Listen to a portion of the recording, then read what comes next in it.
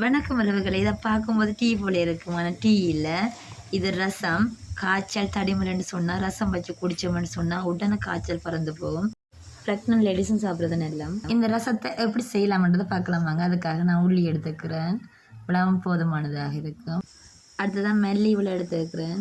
இது இவ்வளவும் காணும். அடுத்த ரசத்துக்கு கொஞ்சம் டேஸ்ட்டை கொடுக்கறதுக்கான ஒரு வெங்காயம் எடுத்துருக்கிறேன். அடுத்தது நச்சீரகம் கொஞ்சம் எடுத்துருக்கிறேன் பாருங்கள், இந்தளவு காணும். அடுத்தது 3 மிளகாய் எடுத்துக்கிறேன். மிளகு கொஞ்சம் எடுத்துக்கிறேன் பாருங்கள், இந்த மிளகு போதுமானதாக இருக்குது. நீங்கள் அதிக குறைப்பு சாப்பிட மாட்டீங்கன்னா 2 மிளகாயும் எடுத்துக்கொள்ளலாம். அதோட ஒரு கப் தண்ணியும் எடுத்து வச்சுக்கிறேன். வெள்ளத்தையும் நான் இடித்து கொள்ள போகிறேன் பாருங்கள். ஒரு அளவுக்குள்ள சின்ன ஒரு அளவுக்குள்ள போட்டு நான் அவ்வளோ எடுத்து அதை வெள்ளத்தையும் இடித்து கொள்ள போகிறேன். முதல் நான் மிளகாய் சேர்த்துக்கொள்கிறேன். மிளகாய் சேர்த்து முதல்ல இடிபடக்கூடியதை முதல்ல சேர்க்கணும். மிளகாய் சேர்த்து அடிச்சுட்டு மிளகாய் கொஞ்சம் இடிபட நச்சீரகத்தை போட்டு அடிக்கிறேன்.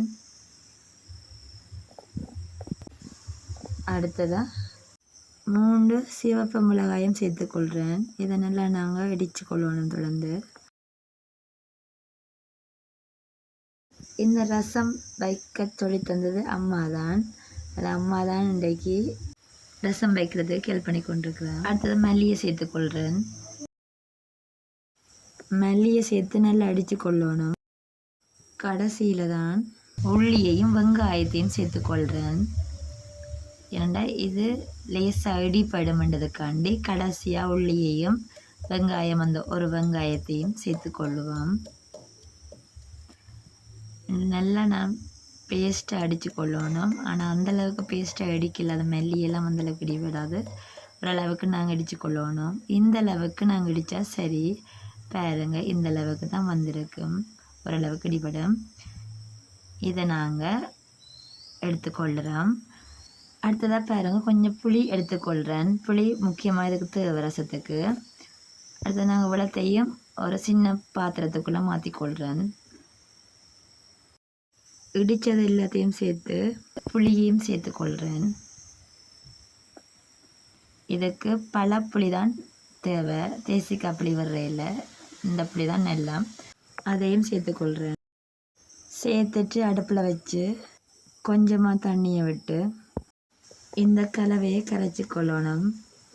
தண்ணியில் கரைச்சாதான் தண்ணியில் இந்த சாறு ஊறி வரும். அதுக்காண்டி தான் தண்ணியில் கொஞ்சம் நேரம் கரைக்கிறது. கரைச்ச பிறகு தண்ணியை சேர்த்துக்கொள்ளுவோம்.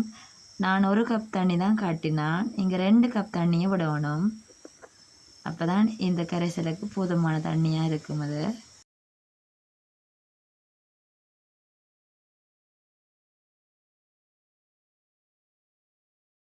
இந்த ரசத்துக்கு தேவையான உப்பை சேர்த்துக்கொள்ளுவோம். இந்த அளவு உப்பு போதுமானதாக இருக்கும். உப்பை பார்த்து நீங்கள் போடலாம் அவ்வளோ வேண்டு. உப்பெல்லாம் சேர்த்த பிறகு ரசத்தை கொதிக்க விடுவோம். ஒரு 5 நிமிஷத்துக்கு கொதிக்க விட்டால் காணும். அதுக்கு அங்கால கொதிக்க தேவையில்லை. பிறகு நல்லா கொதித்து வந்து பிறகு அதை அப்புறம் நாங்கள் ஆற விடுவோம். சூட்டோடையும் குடிக்கலாம். சூட்டோட குடித்தா டேஸ்ட்டாக இருக்கும். உங்களுக்கு ரசம் பிடிக்குமா பிடிக்காதுன்றதை நான் கமெண்ட் பண்ண மறக்காதீங்க. அதோட நீங்கள் எந்த ஊரில் இருந்து இந்த வீடியோ பார்க்குறீங்கன்றதையும் எனக்கு கமெண்ட் பண்ணி விடுங்க. இந்த வீடியோ உங்களுக்கு பிடிச்சிருந்தா லைக் பண்ணுங்கள். மறக்காமல் சப்ஸ்கிரைப் பண்ணி விடுங்க. தேங்க்யூ ஃபார் வாட்சிங்.